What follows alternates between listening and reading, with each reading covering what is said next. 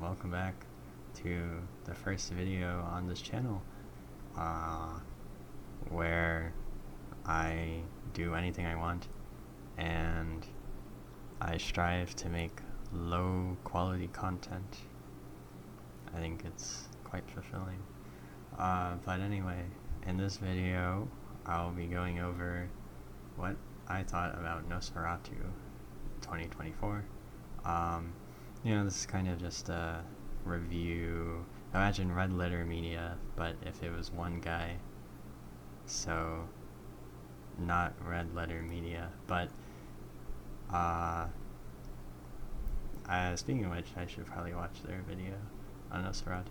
But anyway, this is kind of I call it an early review, mainly because I think this is a movie that will grow on me over time.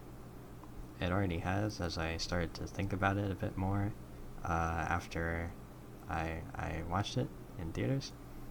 But also just kind of like,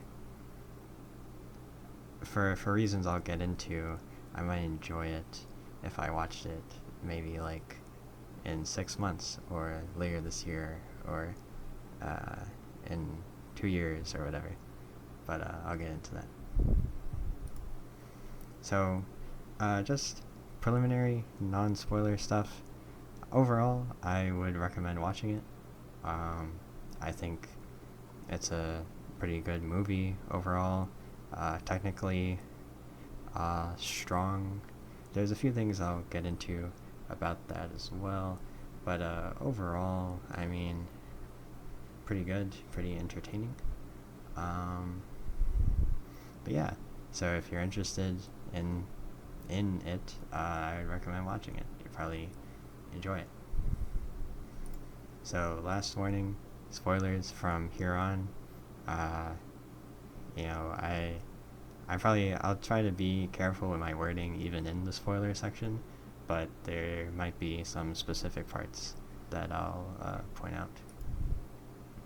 So, when I first saw the trailer for this movie, Nosferatu 2024 by Robert Eggers, the trailer looked to me basically like Bram Stoker's Dracula plus the Nosferatu movies, especially Werner Herzog's Nosferatu, because that's the one I most recently watched of the Nosferatu movies.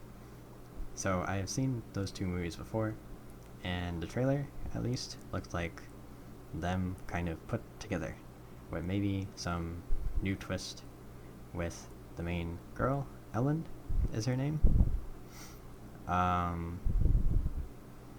And I'll get into her character a bit later too, but yeah, I mean, I basically thought it was a combination of those two movies, at least initially from the original trailer, and then when I actually watched the movie, to me anyway, it was basically exactly what I expected.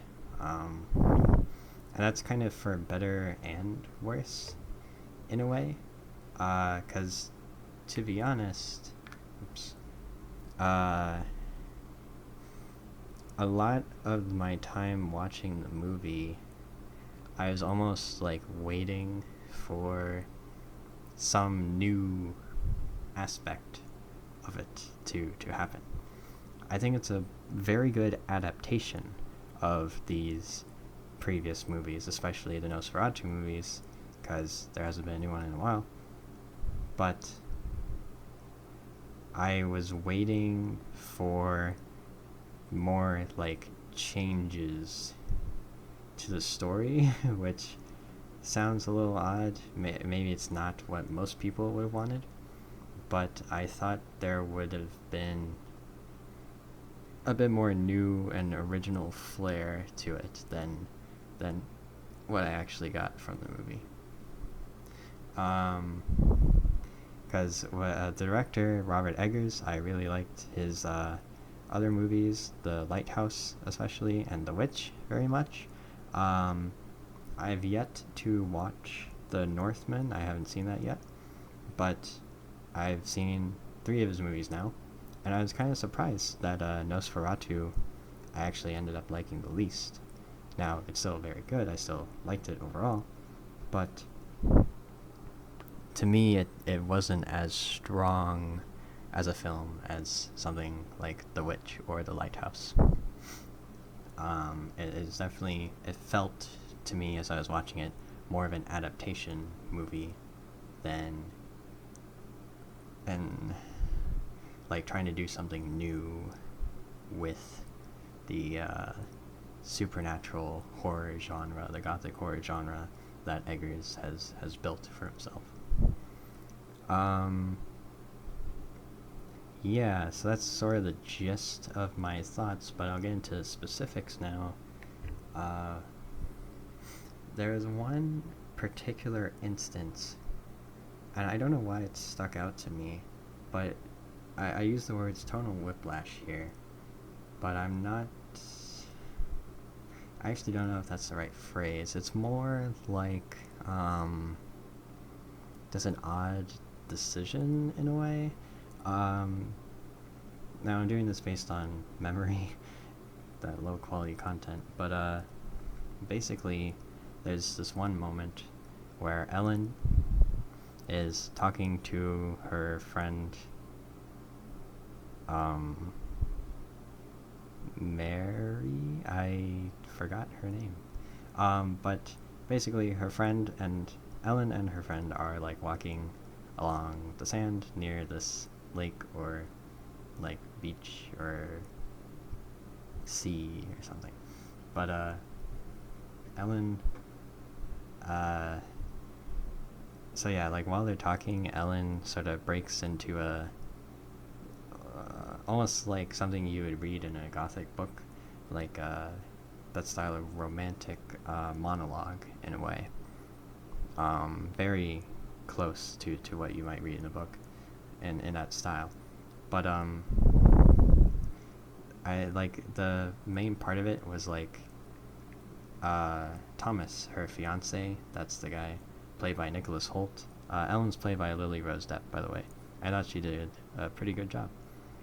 But Thomas, you know, she's basically saying that Thomas is like, oh,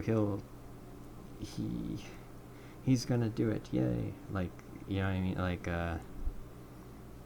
sort of, he won't fail us, he's awesome, I know he can do it. And then it cuts, or like fades back to Thomas and what he's doing at the time. And he is lying on the ground unconscious and waking up in Count Orlok's castle. And to me, like, I just laughed because it was kind of funny, just like the disparity in a way. It was, I don't know, just something about the way he was lying face down on this dusty floor was like comedic to me after Ellen just sort of praised him for his gusto in a way. Speaking of which, I'll kind of get into that idea of bravado and gusto, so to speak, in this review also, and more so how it kind of takes a turn away from that. I think that it was one of the things the movie did quite well. But yeah, that was kind of an instance of tonal whiplash in a way. Otherwise, I mean, Willem Dafoe, his character was cool. I forget his name in the movie, but he, if you know, like Dracula, he basically plays the Van Helsing type of character.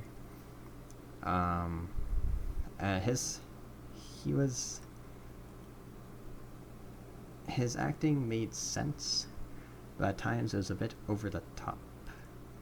And I think, like, part of that may have been on purpose, because the character he's playing has been, like, sort of obsessed, in a way, with the supernatural for decades. So when he finally, like, sees supernatural things happening, like, he's giddy, in a sense. But I don't know, it was a bit different from what I was expecting. Um, so a main thing I noticed in sort of the online discussion about the movie was sort of its sensuality. I'll say that not to get demonetized, but essentially, like, it's a gothic, basically romantic, horror style movie. So, and vampires are perhaps famously, associated with like lust and that kind of stuff. But I thought was interesting about it is it wasn't, to me at least, it wasn't like, I don't know, it wasn't as pronounced, I guess, as the online discussion may have made you think. It was, it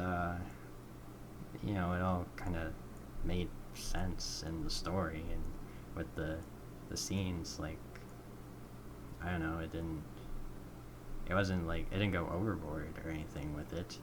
But I think a main part of the discussion about it is because, at least to me, I might not be the best perspective on this since I'm a dude, but it, to me, it seemed like that sensuality was told through like shown through a feminine lens. Because Robert Eggers, of course, he did the Lighthouse movie, and there's a very particular scene of sensuality that is more like masculine in nature. And the whole movie is tinged with this sort of masculine overtone. But here in Nosferatu, basically Ellen is sort of the main character in a way. I'll kind of get into that a little bit, but like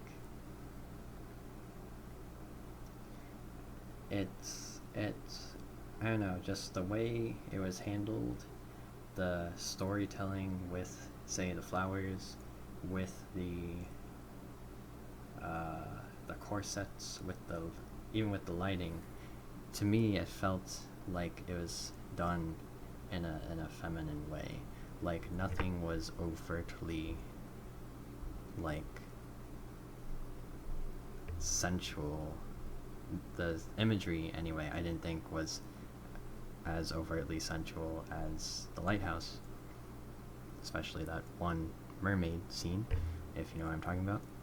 But I don't know, I think the reason it got more attention was because it was told through a feminine lens, and I think most of the online discussion about that sensuality was indeed from women. Now, I don't know for sure, I didn't exactly check their usernames or profiles, but I just got that sense that the reason it's being discussed maybe more than you'd expect is due to that shift in lens. What's next? So yeah, the femininity of the movie is really something that's interesting. I think it's something they arguably could have focused on a little more. I think this lens was good. It was a good framing for the movie. It's a good way to put in like almost like a subtle twist or a subtle difference to like other Nosferatu movies or Dracula movies. But and that's kind of what I mentioned earlier. Like Bram Stoker's Dracula, there's one specific scene I'm thinking of when John Harker and Van Helsing They're like, and maybe the cowboy guy too. I forget his name. Um, but like they're on the mountain. They're on the pass basically, and like rushing to save Mina from Count Dracula. And there's, I don't know if I'm misremembering this, but that scene, at least in my head, like the camera pans through the mountains and it slowly kind of zooms in on them. I might be thinking of Lord of the Rings, but basically in that scene, there's almost a sense of gusto and bravado in a way. Like these men are taking action to save Harker's wife from the dreaded evil.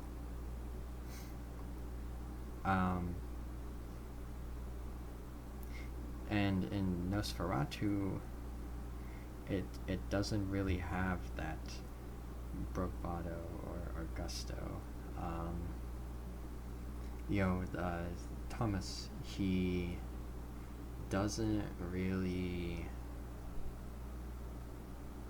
like take too much action of his own in a lot of it.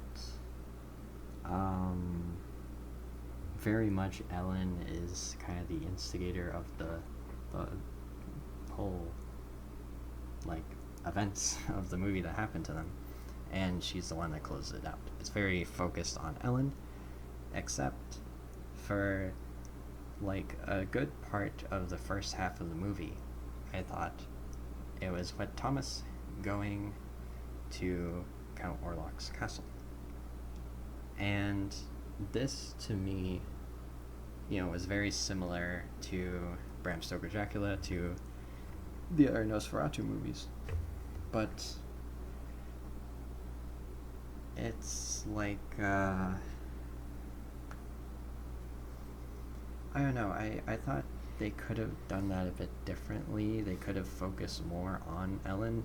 They had scenes here and there showing her, what's going on with her as Thomas is at the castle. But it really does focus on Thomas for a while. And I get why it does this. It builds up Count Orlok quite well. But I think showing Ellen a bit more might have helped the story a bit. In fact, I think the most compelling part of the movie is sort of the relationship between Ellen and Count Orlok. She's basically part of the supernatural herself, part of the occult. She summoned Count Orlok in her youth, and there's some really interesting ideas there, but it didn't take that and like run with it, I think, and that's my main issue. But yeah, overall thoughts, I'd still recommend the movie. I thought it was good overall. To me personally, it was entertaining but not engaging, because I basically knew everything that was going to happen in the plot, except for Ellen's relationship with Orlok. But yeah, so that's my video.